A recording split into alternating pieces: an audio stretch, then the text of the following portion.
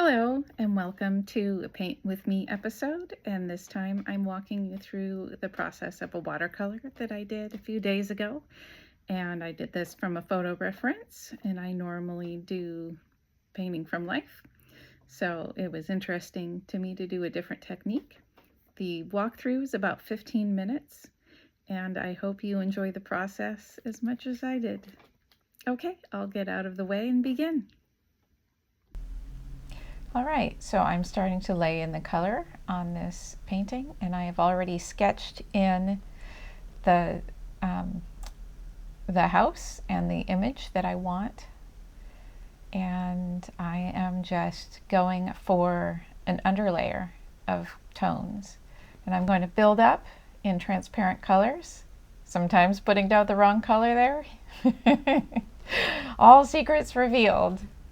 So that's all right. That part is in shadow actually, so that's going to work out just fine.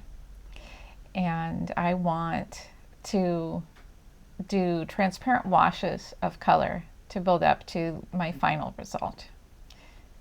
That is a technique that I like a lot. You can really get a lot of variation of interest in the colors instead of just what they are in the tube.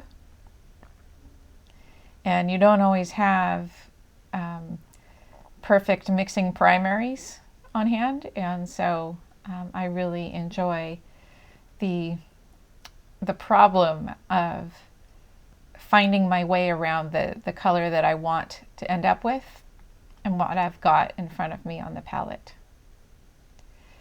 So I'm using cold press watercolor paper, and it's not exactly behaving as I expect. It's just different from the paper I normally use. This is pre-cut paper from Strathmore in 5x7 greeting card format.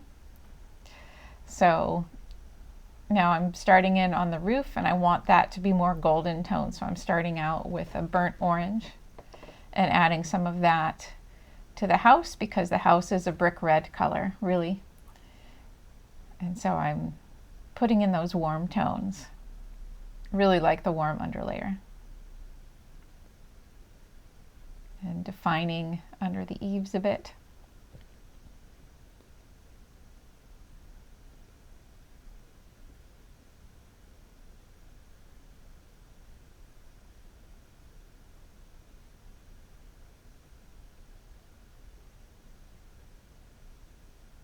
So you can see how depth is being gradually added.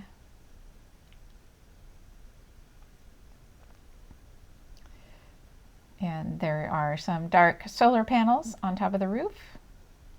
And so that is getting this dark smoky color there, and I can use that same pigment to define the edges of the roof a bit more and to start in on that deep shadow that's right under there. The finished image is in twilight, and there is a warm glow coming from within the building. The windows show a real warmth of home. That is the feeling that I want from the finished piece, is that feeling of warmth and that feeling of I'm safe at home.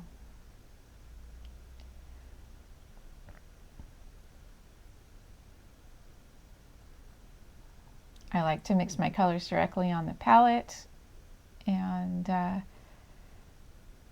sometimes I get exactly what I want, and sometimes I get a good layering partner. So I'm adding in more of that golden tone to the top of the roof, which has a more golden tone to it in contrast to the brick red color of the house. Here we go with the sky now. I'm jumping around to different parts of the painting to let the layers dry in between. And I am painting a cloud by leaving white space. In watercolor, if you want something to be white, you got to leave paper showing. And so it's good to know where your clouds are. And I'm just kind of leaving a rough edge to describe this cloud. I really love painting landscape and natural forms, and it's quite enjoyable. So now I'm going in with the trees, my total comfort zone, trees and forest, and just kind of suggesting the redwood forest here, that mix, California, redwoods, madrones, some shrubs, and adding details to the background to really give that sense of place. And here I'm utilizing the wonderful point that I can have on this brush to make details come out.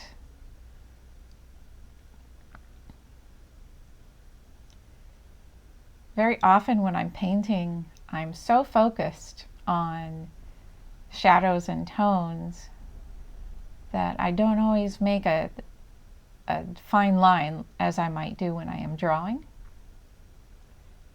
And so it's an interesting thing for me to find the balance between those two in any given image. Building up the different colors of the forest and the trees, because they aren't just all one color.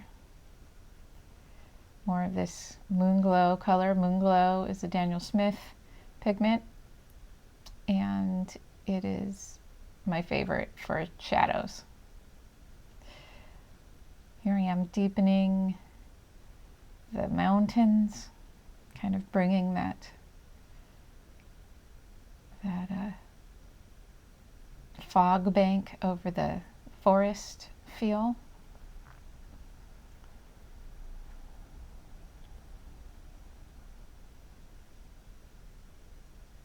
So since I have a fog bank, I have left more open paper there. And now I'm kind of filling in more of the shrubs and bringing in the different kinds of greens and yellows. They have their own luminescence in this evening light.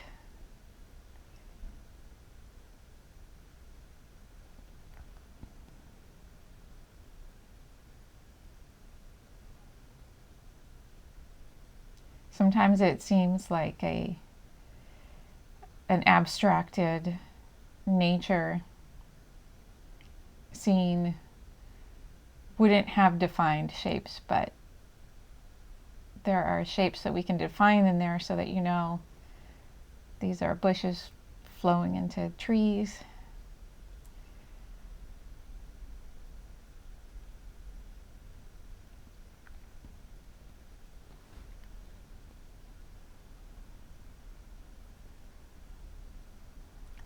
All right, and so now it is time to add more depth and more of the real color into the house, getting that brick red. And I have mixed in my cadmium red along with the burnt orange, and I believe I've also mixed in there some cobalt violet and layered on top of the tones that I had there. It is shaping up to be a bit of a brick red in shadow.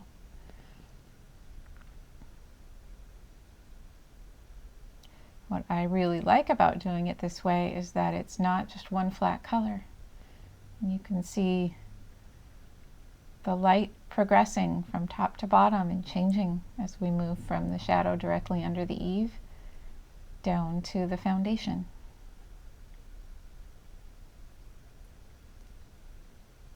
So now I am adding in the details of the window.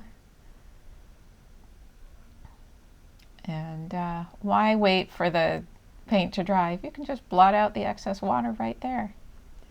Besides, I want this window to mostly be a glowing, warm light. So there's enough of a dense shape back there so you know that there's a window on the other side of the house.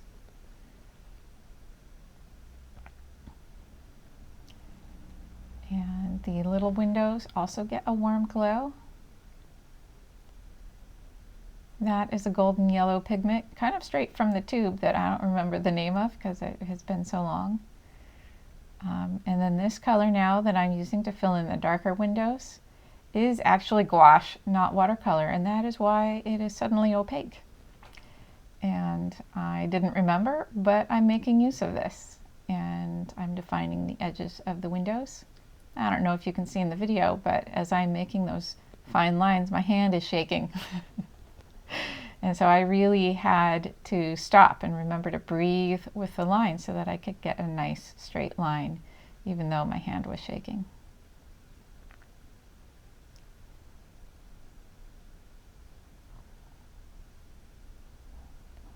Again, loving the point that I get with this brush. It's a number 8 brush. It's synthetic bristles, which is wonderful because it is fine enough to give me details, and then I have these great opportunities for wash with the full brush, and I don't need to use a sable brush for that. So you can see how nice I can control that tip. So we are defining the edge of the roof, which is not a straight rectangle.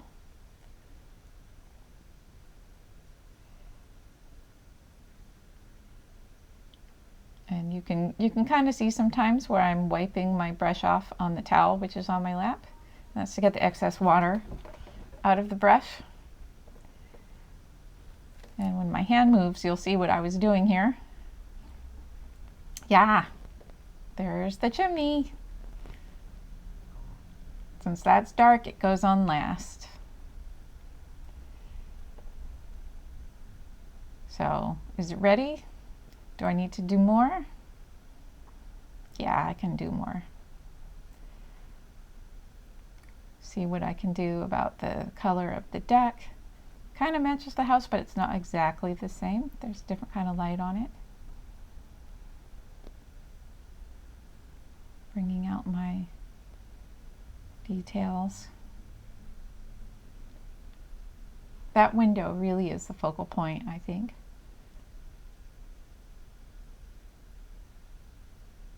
So I want it to have just the right feel.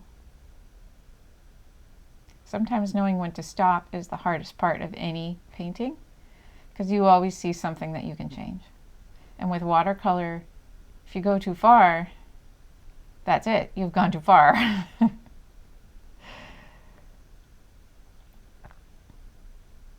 So you can take things out, you can take things back with the towel when it's still wet, but you got to do it immediately. Building up the color on the roof. Again with that golden tone.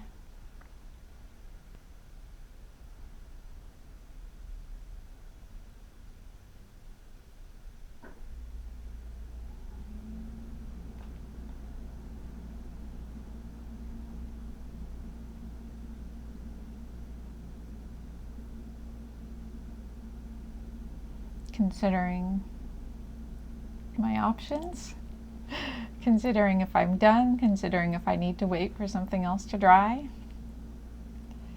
There's a lot of sitting back and looking that I do in painting. And so I've chosen to define the bottom of the house where the foundation meets the ground a bit. And I think that this really helped ground the house. It's no longer a floating piece of color. It's now a building. It has solidity. Getting closer to being done.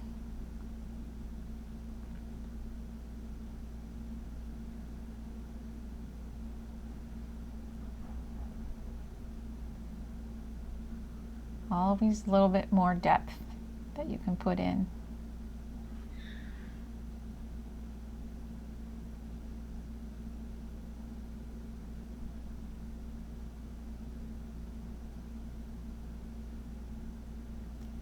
Defining the porch area here for recognizability. this is an actual person's home, and I wanted them to recognize, oh, this is home, when they saw this painting.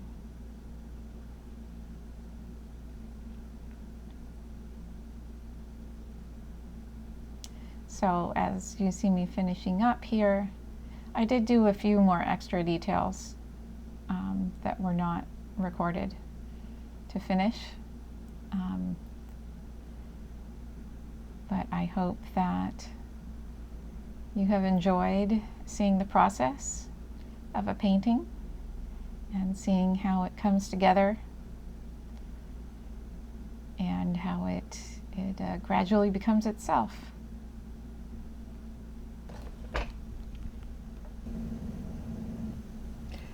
And so here we have the finished painting, and I've added a few more details, and I have erased the pencil line, and I really like how it came out, and the recipients really appreciated it, and that meant everything to me.